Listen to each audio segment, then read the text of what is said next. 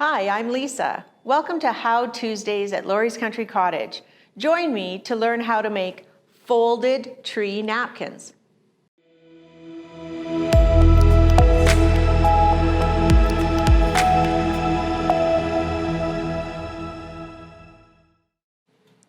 The only supplies you need for your folded fabric tree napkins are 2 half-meter pieces of fabric. I have a black with glitter and a gray with glitter for this set of trees, and 1 2.5-inch strip for the trunk of your tree.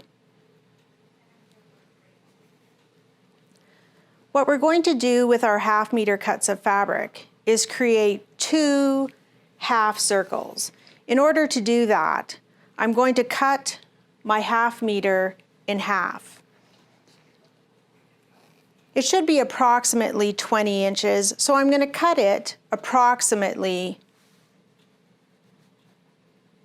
in half at 10 inches.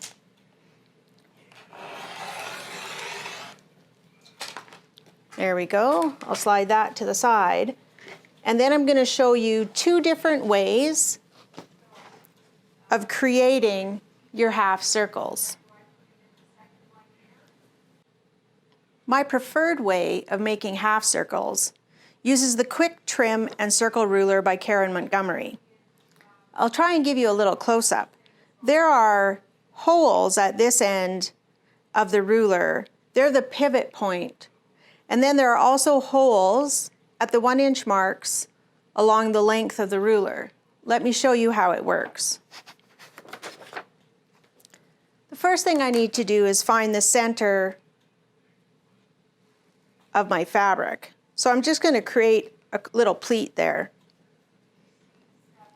Then take my friction marker and give myself a little mark. Next, I'm going to take a pin and at the 1-inch mark, put my pin through the pivot point and place that right over top of the mark I made.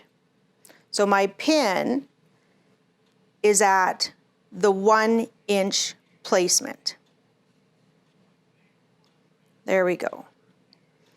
I like to work in halves when I'm making circles. I'll take my friction marker, and I like the felt tip markers, and at the 9.5 hole, so 9.5 minus the 1 inch that I have for my pivot point is an 8.5-inch radius for my circle.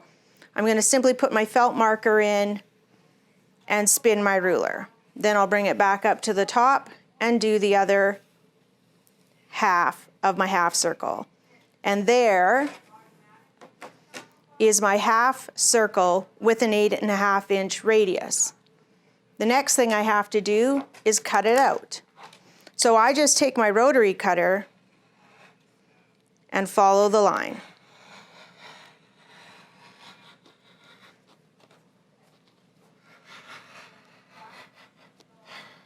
You can use scissors if you like, but I always like to do things the quickest way possible. And there are 4 half circles for 2 napkins. Now I'll show you another way to make half circles if you don't have the Quick Trim and Circle Ruler. If you don't have the Quick Trim and Circle Ruler, there's an easy way to still build your half circle. Again, let's find the center mark, create a little pleat, then I use my friction marker to mark my center point. Now on a simple ruler, I'm going to mark 8.5 inches. And then keeping the point of my ruler always on my mark, I'll continue marking 8.5-inch markings all the way around my circle.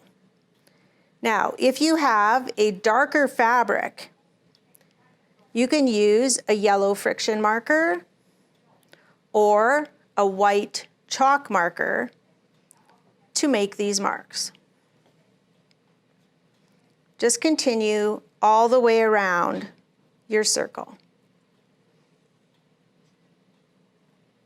Always double check that the point of your ruler is on your center marking. And one more mark, and I'm ready to join the dots. So if I was brave, I could take my rotary cutter and just go ahead and cut. If you're less brave, take your friction marker and join the dots to create a half circle. There we go. There's a half circle using a regular ruler. And again, I'm simply going to cut on the line with my rotary cutter.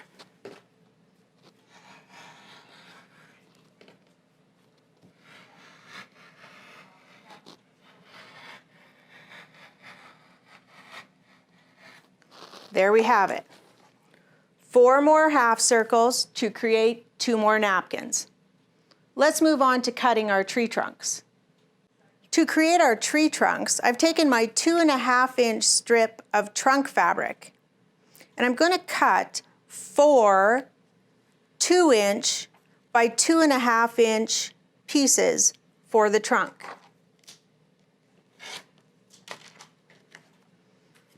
Next up, I'm going to place my trunk pieces right sides together. I'm going to go to my sewing machine and stitch a 1/4-inch seam allowance on 3 sides, leaving one long side open for turning. Let's move to my sewing machine. All right, here I am ready to sew my tree trunks. Using a 1/4-inch seam allowance, and I do like to do a little back stitching at the front and at the end because we're going to turn that open end. Just pivot at the corner, stitch alongside, pivot again, and again, just a quick back tack at the end. There we go. Now let's clip our corners, being sure not to clip our stitching, and turn right side out. Now you know I love my purple thing, and this is the perfect place to use it. I like to use the curved end to get those corners nice and sharp. There we go. The next step is to press this nice and flat and then do some top stitching. I've worked ahead, so I have one already pressed.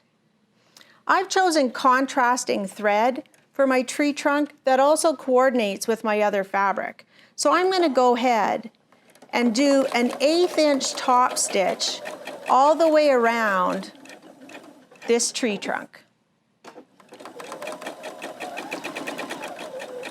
You can choose a matching thread if you prefer, but I think this will tie my tree and my trunk all together. There's my top stitched tree trunk. Go ahead and make 4 of those for all 4 of your napkins. All right, I've got my 4 tree trunks. Let's put them on the tree. From the straight edge of one of your half circles, measure down 2 inches and place your tree trunk, making sure you're all the way to the end. When we stitch later, we want to make sure to catch the tree trunk in the seam allowance. Pin it in place, and now take the opposite fabric or the contrasting fabric and place it right sides together, matching all the way around. Now we're going to turn this through a fairly large hole, 5 or 6 inches, along the straight edge. And here's a little tip. Whenever I am stitching and I need to leave a hole, 1 pin means start and 2 pins means stop. If I'm ever sewing and I come to a double pin, I know I have to stop. So I'm going to stitch with a 1/4-inch seam allowance all the way around. I'm going to do some reinforcing stitches over my tree trunk and do a lock stitch or a bar tack at the beginning and the end. Join me at my sewing machine and I'll show you how it's done. All right, here's my prepared piece. My single pin tells me that that's where I'm starting, and I'm going to put a little bar tack or a back stitch right at that point. And then I'll just stitch with a regular 1/4 inch seam allowance. Stop a 1/4 inch from the end, pivot your half circle, and just stitch all the way around. Make sure you don't tug or pull as you're turning this corner. Because we've cut these fabrics on the bias, they're a little bit stretchy.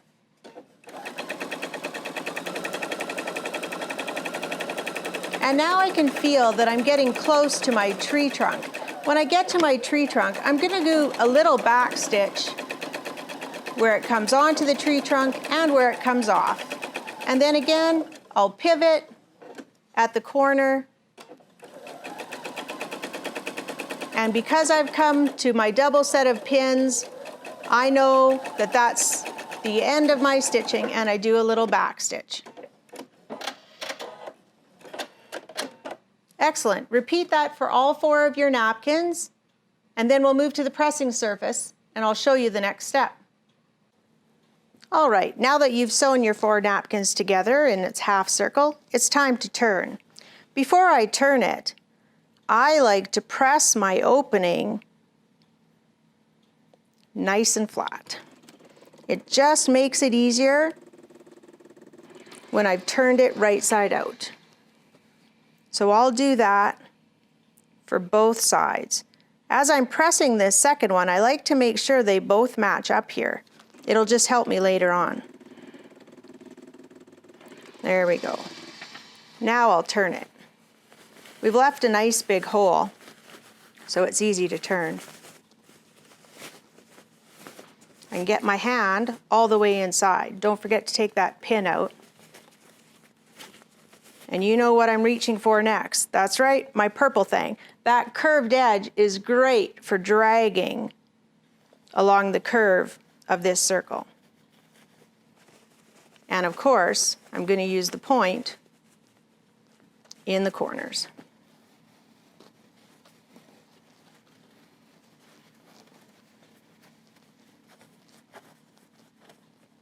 There we go. Let's poke that out nice.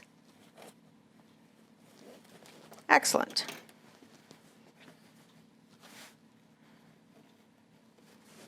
And now it's time to press. I'm just going to start in the middle to get it to stick to itself, and then roll those edges nice and flat, and give them a good press with my steam iron. I'm doing my best to create a nice clean line on this side where my opening is. We're going to top stitch to make it lie nice and flat, but the iron can do great work. Give your tree trunk a little pull so it's nice and flat. There we go. Perfect. Join me at the table for the next step. Okay, now it's time to create our first fold line. From the end of your straight edge that does not have the tree trunk, measure in 5 inches and give yourself a little mark. If you like, you can draw a line, but what we're going to do is fold this on that line, give it a very good press, and then we'll move to the sewing machine. I just want to make a note for a design option. Whichever fabric is on the back, on the underside, that will be the fabric that shows up at the top of your tree. So I've planned so that black will be at the top of my tree. I'm going to take this to my pressing surface, give it a really good press to create a crease, and then I'll show you some stitching at the sewing machine. All right, here's my napkin nicely pressed so that I can see the crease. We're going to do an edge stitch now, stitching all the way around, and when we come back to this line, we're going to stitch up to the top. So start approximately 1 inch before your fold line. You don't need to do a back stitch here because we're going to stitch over that line. An edge stitch is usually about 1/4 inch. And this step is also going to close the hole that we used for turning our napkin.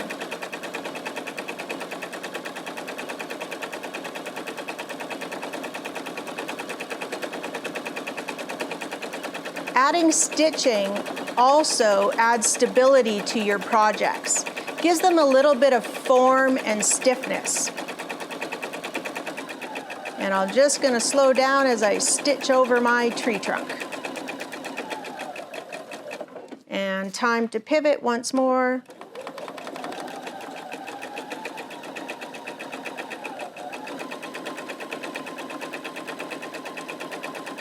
And now I'm stitching the hole we left for turning closed. And I'm just going to continue stitching right over top of my stitching from the beginning. When I hit the crease or the line, if you've drawn it, I'm going to pivot and stitch up that line.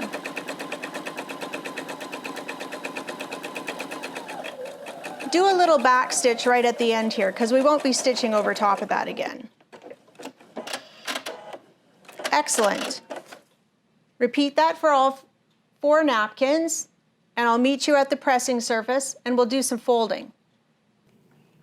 Now it's time to fold our fabric into a tree shape. Make the first fold along your stitched line. And remember that the black fabric will be the top of the tree. Now we're going to fold roughly into thirds, keeping a sharp point along the straight edge. It takes a little fiddling to get it into thirds. Try and match your folded edges so that they line up on both sides. Once you've got it where you want it, with 2 folded edges lined up and a sharp point, give it a press with your hot steam iron.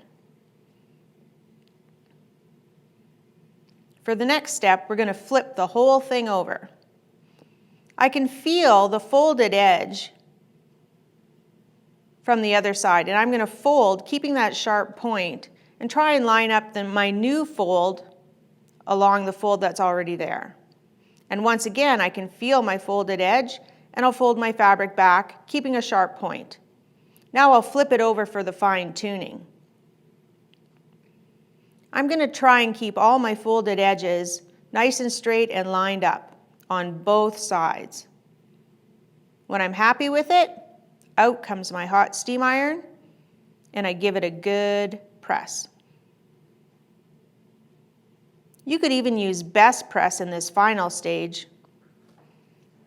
Let me show you that again. This time, my tree will have the light color on the top. So remember, nice sharp crease to start with. We're going to fold it roughly into thirds with a point along the straight edge.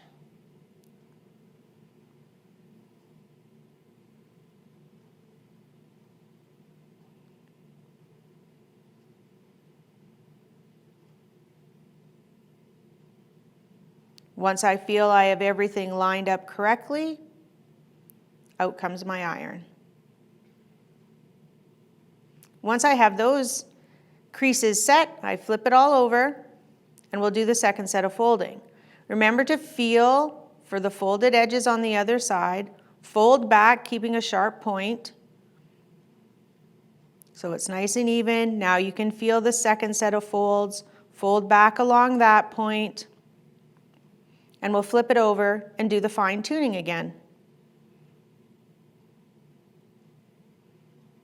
Now I've got everything lined up along both edges and I can give it a good press.